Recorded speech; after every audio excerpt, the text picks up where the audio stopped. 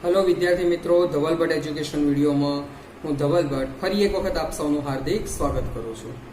વિદ્યાર્થી મિત્રો, ધોરણ 9ના પાઠ 2માં આપણી આસપાસના દ્રવ્યો શુદ્ધ છે એની અંદર આપણે ગયા વખતે દ્રાવણ, દ્રાવ્ય અને દ્રાવક વિશેની ચર્ચા કરી। ત્યાર પછી આપણે દ્રાવણની સાંદ્રતાની ચર્ચા કરી, સંતૃપ્ત અને અસંતૃપ્ત દ્રાવણની પણ આપણે વાત કરી।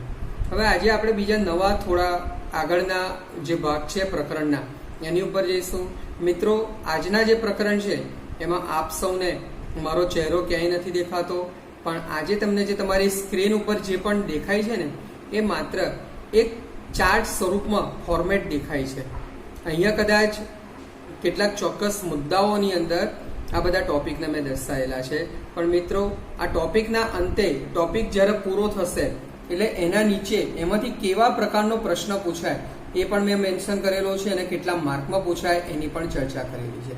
તો આજે આપણે આવા અલગ અલગ જુદા 3 ટોપિક વિશેની ચર્ચા કરીશું અને મિત્રો 3 ટોપિક પરીક્ષાલક્ષી ખૂબ જ મહત્વ ધરાવે છે। કદાચ તમે કોઈ પણ શાળાના પેપરો જોશો તો આ 3માંથી કોઈ એકાદો પ્રશ્ન તો એની અંદર અચૂક જોવા તમને મળશે। તો આપણે સમજી લઈએ કે આ ટોપિકો કયા કયા છે અને શું સમજાવવા માંગે છે, આપણે એનાથી શું આપણને જાણવા મળે છે, શું આપણે આવા શબ્દોનો ક્યાંક પહેલા પ્રયોગ કરેલો છે, એ દરેકે દરેક વસ્તુ આપણે એને વિસ્તૃત જતા જઈશું। મિત્રો, અહીંયા મેં જે નોટ્સ તમને આપેલી છે, જે તમને સ્ક્રીન ઉપર ચાર્ટ દેખાય છે, એ ચાર્ટ માત્ર ને માત્ર એના મુદ્દાલક્ષી છે। પરીક્ષાની અંદર તમે મુદ્દા યાદ રાખવાના છે, પણ આ મુદ્દાના આધારે એની વાક્ય રચના તમારે પૂર્ણ કરવાની છે। જો તમે એને પૂર્ણ વાક્ય રચનામાં દર્શાવશો તો તમારો એક પણ ગુણ કપાશે નહીં, પણ જો આવા માત્ર મુદ્દા જ દર્શાવશો તો સંભવ છે કે તમને કદાચ પૂરેપૂરા ગુણ મળવા પાત્ર થશે પણ નહીં। તો આજનો આપણો પહેલો જે ટોપિક છે નિલંબન, આપણે એને નિલંબિત દ્રાવણ તરીકે પણ ઓળખીએ છીએ। હવે સૌથી પહેલા જ નિલંબિત દ્રાવણ એટલે શું? તો અહીંયા સૌથી પહેલો જે મુદ્દો છે ને એ મુદ્દાની અંદર આપણે એની આખા જે નિલંબિત દ્રાવણની સંકલ્પના અથવા તો જે વ્યાખ્યા તમે કહી શકો એને સમજાવવાનો પ્રયત્ન કરેલો છે। તે છતાં વિદ્યાર્થી મિત્રો, આ મુદ્દા મેં તમને સરળતાથી કોઈ પણ વસ્તુ સમજાય ને એના માટે આપેલા છે। તમારે યાદ શું રાખવાનું છે, જુઓ તો કોઈ પણ દ્રાવણની અંદર આપણે આગળના લેક્ચરમાં ભણી ગયા કે કોઈ પણ દ્રાવણની અંદર દ્રાવક અને દ્રાવ્ય આ બે ભેગા હોય તો જ દ્રાવણની રચના થાય। અહીંયા ઘન દ્રાવ્ય એટલે જે પણ દ્રાવ્ય પદાર્થ છે, દ્રાવ્ય એટલે આપણે એવું માની લઈએ અત્યારે કે ઓગળનાર અથવા તો આપણે જેને ઓગાળીએ છીએ એને દ્રાવ્ય કહીએ। તો અહીંયા એ દ્રાવ્ય તરીકે આપણે ઘન પદાર્થ લઈએ છીએ। તો ઘન પદાર્થના એટલે કે દ્રાવ્ય પદાર્થના કણો પ્રવાહી દ્રાવકમાં, એટલે આપણે જે વધારે માત્રા હોય, હંમેશા દ્રાવ્ય અને દ્રાવકમાં માત્રા કોની વધારે હોય તો દ્રાવકની માત્રા વધારે હોય। તો ઘન દ્રાવ્યના કણો પ્રવાહી દ્રાવકમાં વિખેરાયેલી અવસ્થામાં હોય, એટલે કે વિખેરણ પામેલા હોય। આ વિખેરણ પામેલા હોય એટલે એનો અર્થ શું સમજવાનો? શું એ કઈ અસ્તવ્યસ્ત ગોઠવાયેલા હોય? કદાચ તમે એવો અર્થઘટન કરી શકો છો, અસ્તવ્યસ્ત વિખેરાયેલા હોય, પણ કેવી રીતે? ધારો કે તમે કોઈ એક એવો પદાર્થ કે જેને તમે કોઈ દ્રાવકમાં દ્રાવ્ય કરવા માટે જાઓ, હવે એ સંપૂર્ણ દ્રાવ્ય ના થાય પણ એના નાના નાના ઘટકોમાં વિભાજિત થાય, નાના નાના કણોમાં વિભાજિત થાય અને એ દ્રાવક જે છે એ દ્રાવકની અંદર પૂર્ણતઃ દ્રાવ્ય થયા વગરના બાકી રહે। તો એના જે નાના મોટા જે સૂક્ષ્મ કણો જે રહ્યા ને એ બધા કણો જુદી જુદી અવસ્થાના કણો, જુદી જુદી સાઇઝ, જુદા જુદા કદના કણો એ દ્રાવકની અંદર વિખેરાયેલા હોય। તો એવા પ્રકારનું દ્રાવણ એટલે આપણે એને નિલંબિત દ્રાવણ કહીએ। મિત્રો, આ બધા કણો આપણે નરી આંખે જોઈ શકીએ। હવે આપણે આગળ સમાંગ અને વિસમાંગ મિશ્રણની ચર્ચા કરી તો એના આધારે આપણે સ્પષ્ટ કહી શકીએ કે આ પ્રકારની પ્રણાલી એટલે વિસમાંગ પ્રણાલી કહેવાય। આપણે એનું એક ઉદાહરણ પણ લઈએ। ધારો કે બેરિયમ સલ્ફેટ, આ બેરિયમ સલ્ફેટને તમે પાણીમાં ઓગાળવાનો પ્રયત્ન કરો તો શું થશે? બેરિયમ સલ્ફેટના કણો દ્રાવ્ય નથી થતા પણ નાના નાના ઘટકોમાં વિભાજિત થઈ જાય છે અને જે પેલું દ્રાવણ બને છે ને એ દ્રાવણ અપારદર્શક બને છે। હવે અપારદર્શક ક્યારે બને?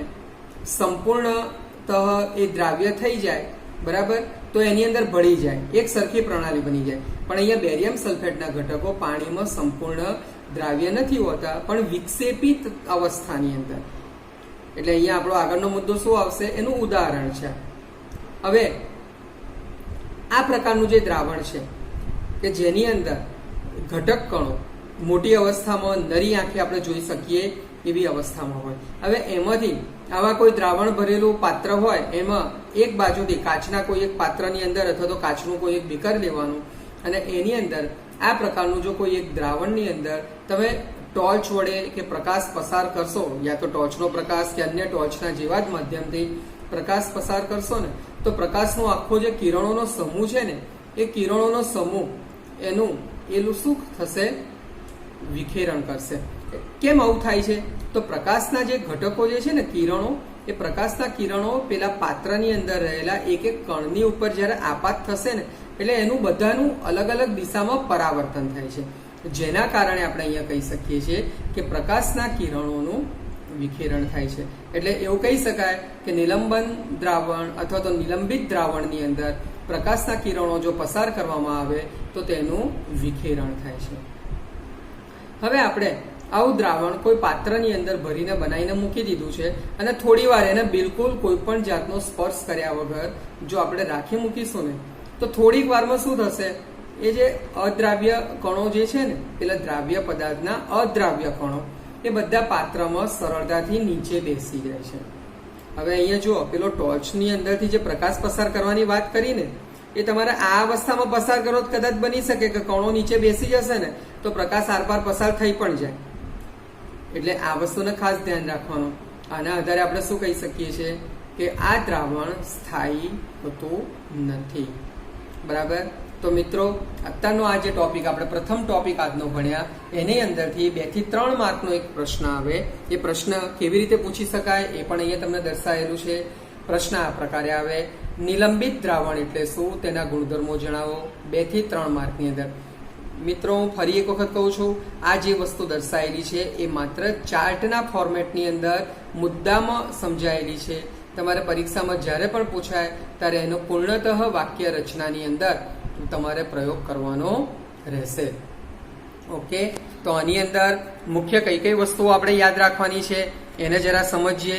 બરાબર? તો સૌથી પહેલા તો નિલંબન અને નિલંબિત દ્રાવણ આ બંને એક જ છે. આ બંનેની અંદર કોઈ પણ પ્રકારનું કન્ફ્યુઝન તમને થવું જોઈએ નહીં. બીજા નંબરે નિલંબનની વ્યાખ્યામાં યાદ શું રાખવાનું છે તમારે? સિમ્પલમાં સિમ્પલ વસ્તુ તમારે યાદ રાખવાની છે કે ઘન પદાર્થ એ દ્રાવ્ય તરીકે છે, પ્રવાહી પદાર્થ એ દ્રાવક તરીકે છે. બરાબર? ઘન પદાર્થ દ્રાવ્ય તરીકે છે અને પ્રવાહી પદાર્થ દ્રાવક તરીકે છે. એટલે બહુ સિમ્પલમાં સિમ્પલ આપણે વાત કરીએ તો એ અવસ્થાની અંદર આખી જે પ્રણાલી જે છે એ પ્રણાલી અદ્રાવ્ય અવસ્થાની અંદર રહેતી હોય છે. અને અદ્રાવ્ય અવસ્થાની અંદર રહે એટલે એ જે દ્રાવણ બને છે એ દ્રાવણને આપણે નિલંબન અથવા તો નિલંબિત દ્રાવણ તરીકે ઓળખીએ છીએ. એનું ઉદાહરણની પણ આપણે ચર્ચા કરી, બેરિયમ સલ્ફેટ અને પાણીના દ્રાવણ. બરાબર? તમે આવું બીજું ઉદાહરણ મને કહી શકશો કોઈ?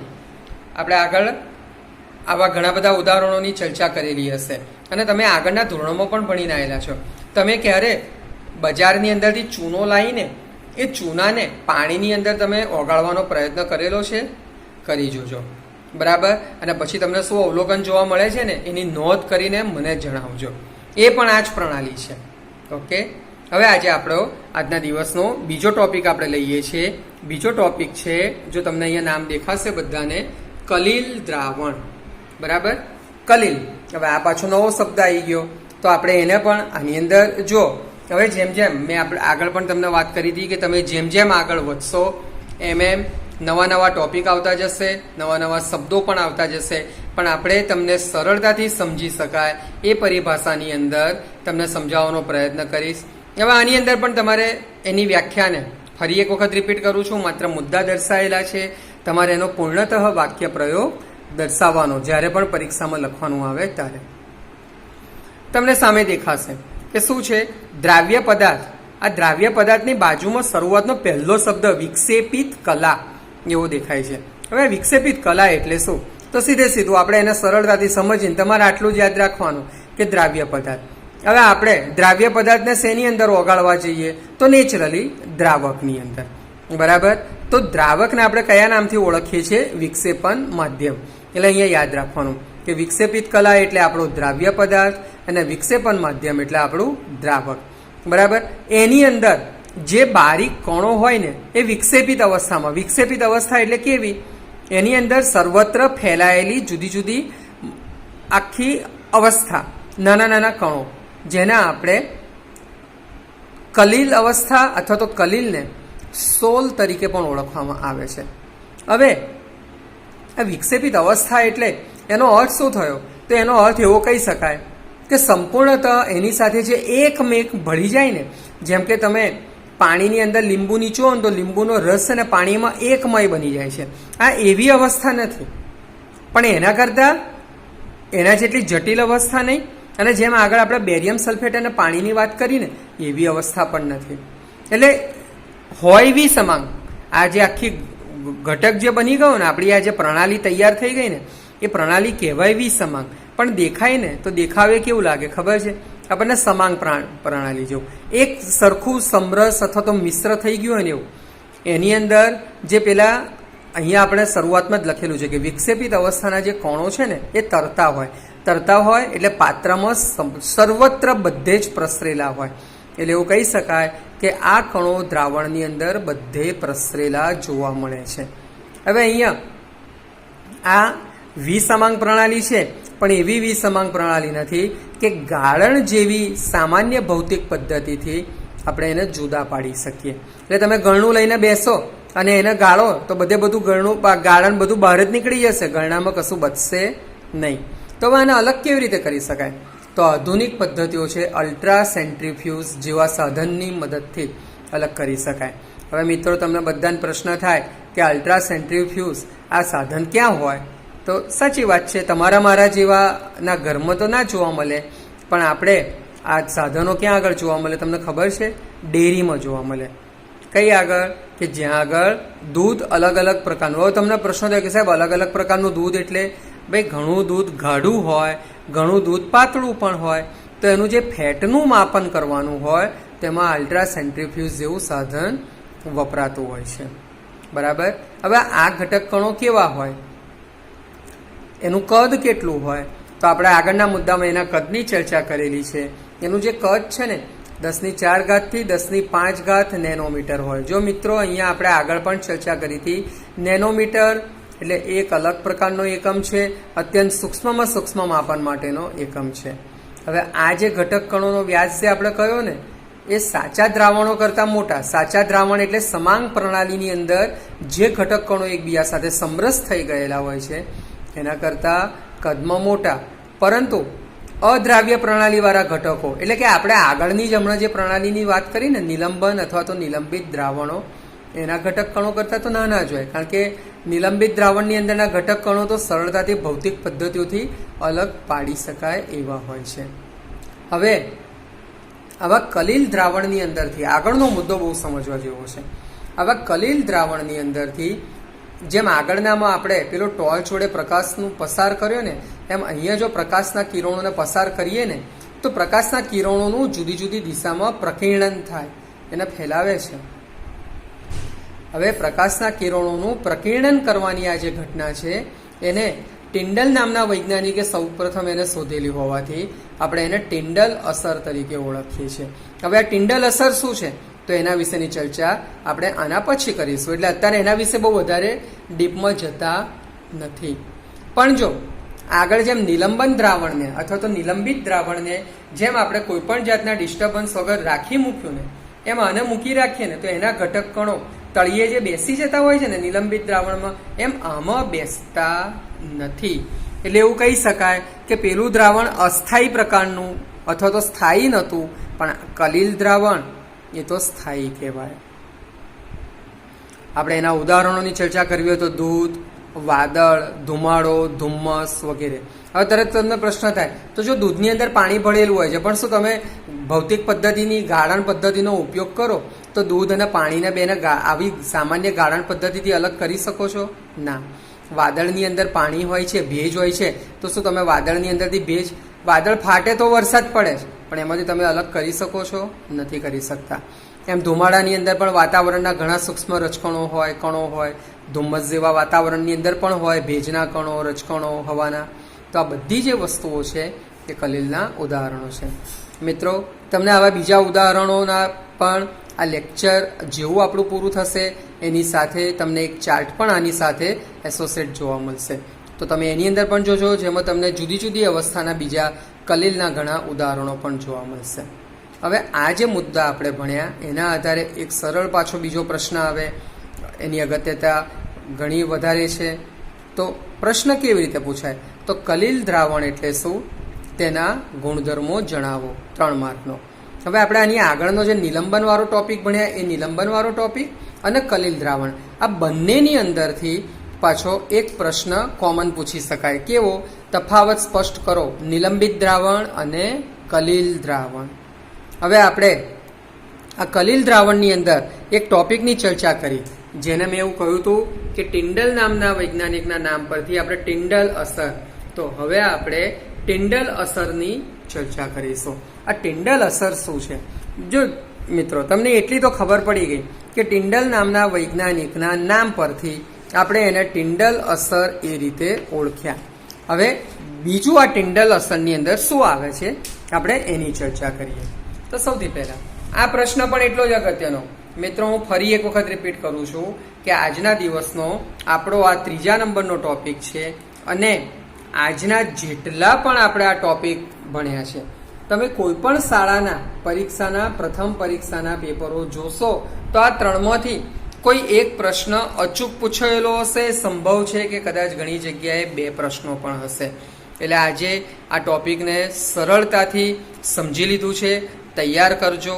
એમાંથી કોઈ પણ પ્રકારના પ્રશ્નો હશે તો તમને આવડવા જ જોઈએ, કારણ કે આ મુદ્દાની અંદર મેં દરેકે દરેક વસ્તુઓ તમને સમજાવવાનો પ્રયત્ન કરેલો છે. પણ હું ફરી એક વખત રિપીટ કરું છું, હું વારંવાર આજના દિવસમાં મારા આ વિડીયો લેક્ચરની અંદર હું કદાચ આ 3જી કે 4થી વખત બોલી રહ્યો છું.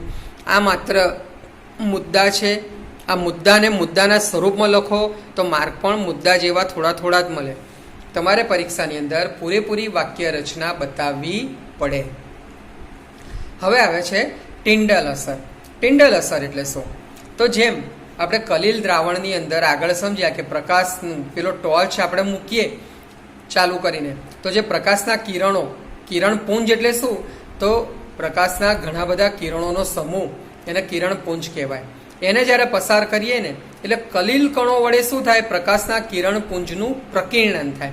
પ્રકીર્ણન થાય એટલે શું? જુદી જુદી જગ્યાએ ફેલાય. અને એના કારણે પ્રકાશના આ જે કિરણોનો સમૂહ છે ને એનો એક આખો સળંગ રસ્તો બની ગયો હોય ને એવો માર્ગ તમને આમ દેખાય, ચાલુ થયો હોય ને એવો દેખાય. આ જે ઘટના છે ને એને ટિન્ડલ અસર તરીકે ઓળખવામાં આવે.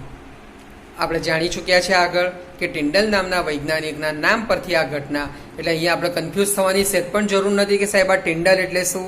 તો ટિન્ડલ એ નામ છે. હવે આપણે ટિન્ડલ અસરના વ્યવહારમાં જોયેલા ઉદાહરણોની ચર્ચા કરીએ. વિદ્યાર્થી મિત્રો, આના ટિન્ડલ અસરના જે ઉદાહરણો છે ને બહુ ઇન્ટરેસ્ટિંગ છે. તમે બધા ચોમાસામાં ક્યારેક ને ક્યારેક તો વ્હીકલ ઉપર યા તો તમે ચલાવ્યું હશે અથવા તો તમે કોકની પાછળ બેઠેલા હશો. રાત્રિનો સમયગાળો હોય, ઝરમર ઝરમર મસ્ત વરસાદ પડતો હોય અને તમારી વાહનની હેડલાઇટ જ્યારે ચાલુ હોય ને તો તમારી વાહનની હેડલાઇટથી પ્રકાશના કિરણોનો એક તેજ અને લાંબો એટલે કેટલો લાંબો? તમારા પેલા વ્હીકલની લાઇટની જેટલી ક્ષમતા હોય ને એટલો લાંબો એક લીસોટો દેખાય. તો એ જે ઘટના જે છે ને એ ટિન્ડલ અસર. તમને ના દેખાય, બરાબર? જે ચલાવતું હોય એને કદાચ ધ્યાન ના હોય અને એને તો ધ્યાન રાખવું બી નહીં, તો શું થાય? તમે સમજદાર છો, અકસ્માત થઈ જાય. પણ બીજા લોકો ચોક્કસ આ પ્રકારની ઘટનાનો અનુભવ કરી શકે. હવે આપણને સૂર્ય ભગવાન એટલે કે સૂરજ, આપણા હિન્દુ ધર્મની અંદર, હિન્દુ શાસ્ત્રની અંદર આપણે સૂરજને એક ભગવાનની સમકક્ષ આપણે પૂજીએ છીએ. અને આપણો દેશ એકમાત્ર દેશ એવો છે કે જ્યાં આગળ આપણે ઉગતા સૂર્યની પણ પૂજા કરીએ છીએ, જેને આપણે સૂર્યોદય કહીએ છીએ, અને આથમતા સૂર્યની પણ પૂજા કરવામાં આવે છે, જેને આપણે સૂર્યાસ્ત કહીએ છીએ. મિત્રો, આથમતા સૂર્યની પૂજા બહુ ઓછી તમે જોઈ હશે, પણ તમે જો છઠ પૂજા વિશે સાંભળ્યું હોય તો છઠ પૂજાની અંદર સૂર્યાસ્તની અંદર સૂર્યદેવની પૂજા કરવામાં આવે છે. આપણે અહીંયા એનું ધાર્મિક મહત્વ શું છે એની ચર્ચા નથી કરવી, પણ એની જે વૈજ્ઞાનિક ઘટના છે ને એ આપણા માટે કામની છે. સૂર્યોદય અને સૂર્યાસ્ત આ બંને સમયે વાતાવરણની અંદર જે રજકણો રહેલા હોય છે એનાથી સૂર્યના કિરણો, સૂર્યપ્રકાશના જે કિરણો છે ને એનું પ્રકીર્ણન થાય એટલે ફેલાય છે. અને એના કારણે આ બંને સમયે, સૂર્યોદય સમયે અને સૂર્યાસ્ત સમયે આપણને સૂરજ લાલ રંગનો દેખાય છે.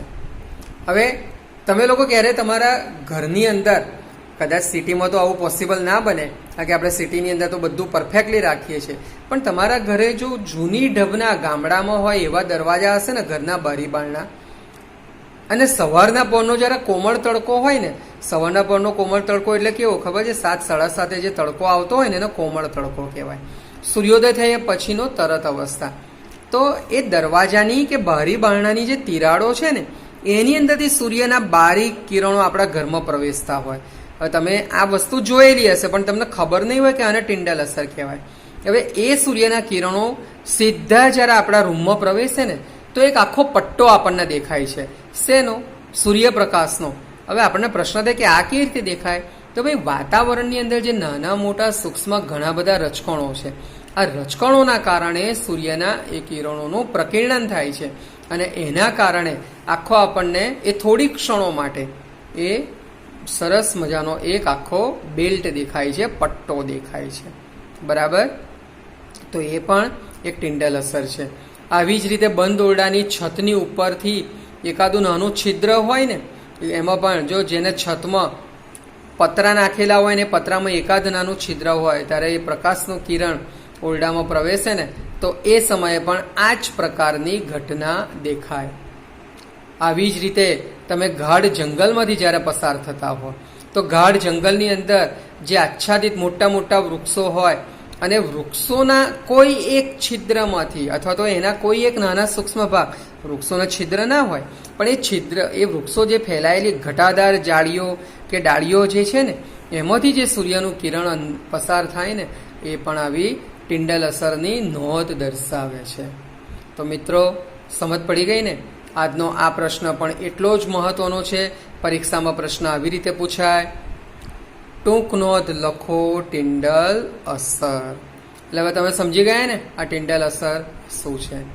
વિદ્યાર્થી મિત્રો, આ ટિન્ડલ અસરની આકૃતિ તમને જેવો આપણો આ ટોપિક પૂરો થાય એટલે તરત પેલું જે આચ્છાદિત પેલું ટોર્ચવાળું જે વાત કરું છું ને એ તમને તરત અહીંયા દેખાશે.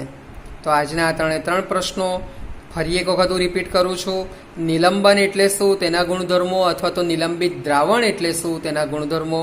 2 થી 3 માર્કમાં પ્રશ્ન પૂછાય. કલીલ દ્રાવણ એટલે શું, એના પણ પ્રશ્નો પૂછાય. નિલંબન દ્રાવણ અને કલીલ દ્રાવણનો તફાવત સ્પષ્ટ કરો, એ પણ એક પૂછી શકાય. અને અંતે આપણો જે આજનો છેલ્લો ટોપિક આપણે ભણ્યા ટિન્ડલ અસર, તો એની ઉપરથી પણ પ્રશ્ન પૂછી શકાય. ઓકે, તો આજનો આ બહુ જ મહત્વનો એવો કહી શકાય એવો વિડીયો આપણે આજે પૂર્ણ કરીએ છીએ. આમાંથી કોઈ પણ પ્રકારનો પ્રશ્ન હોય, વારંવાર કહ્યું છે, ફરી એક વખત કહું છું, કોમેન્ટ સેક્શનની અંદર મને પ્રશ્ન પૂછજો. આપણે ચોક્કસ તમારા એ પ્રશ્નનું સમાધાન કરીશું. ઓકે, ધન્યવાદ.